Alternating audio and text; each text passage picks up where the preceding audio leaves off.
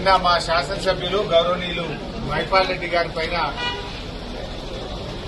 ED దాడులు జరిగిన నేపథ్యంలో వారిని కలవడానికి మాట్లాడడానికి రావడం జరిగింది. ముఖ్యంగా ఈరోజు దేశంలో అధికారంలో ఉన్న కేంద్ర ప్రభుత్వం, రాష్ట్రంలో అధికారంలో ఉన్న రాష్ట్ర ప్రభుత్వాలు ప్రతిపక్ష నాయకులను, ప్రతిపక్ష శాసనసభ్యులను టార్గెట్ గా చేసి వేధించే కార్యక్రమానికి పాల్పడతా ఉన్నారు. ఇప్పుడే మేము మహిపాల్ రెడ్డి గారితో మాట్లాడితే కనీసం ఇంట్లో డబ్బు గాని, బంగారం గాని, ఎలాంటి వస్తువులు గాని ఇంట్లో ఒక్కటి కూడా అక్రమంగా దొరికింది ఏమీ లేదు.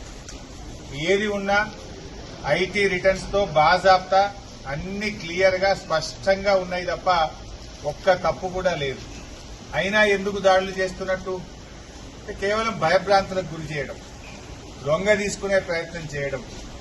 ఒకవైపు రాష్ట్ర ప్రభుత్వం అక్రమ కేసులు పెట్టి ప్రతిపక్ష శాసనసభ్యులను పార్టీలోకి తీసుకోవడానికి మరి ఈరోజు రాష్ట్రంలో కాంగ్రెస్ ప్రభుత్వం చేస్తా ఉంది. ఇవాళ దేశంలో ఐటీ, ఈడీ దాడుల గురించి ఏ రకంగా జరుగుతున్నాయో దేశ ప్రజలందరూ కూడా చూస్తా ఉన్నారు. కేవలం ప్రతిపక్ష నాయకుల మీదనే జరుగుతూ ఉంటాయి. ఇవాళ నీట్ ప్రశ్నపత్రం లీక్ అయింది.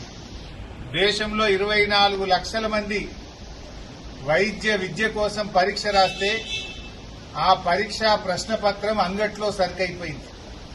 బీహార్లో, గుజరాత్లో 2 రోజుల ముందే ప్రశ్నపత్రాన్ని 30 లక్షల రూపాయలకు అమ్ముకున్నారని అన్ని వార్తలు వస్తా ఉన్నాయి. ఆ ప్రశ్నపత్రాలు అమ్ముకున్న వాళ్లను బీహార్ పోలీసులు అరెస్ట్ చేసినారు. మరి ఎందుకో ఈడీ దాడులు చేయరు? అక్కడ మీకు పీఎంఎల్ఏ కనబడతలేదా?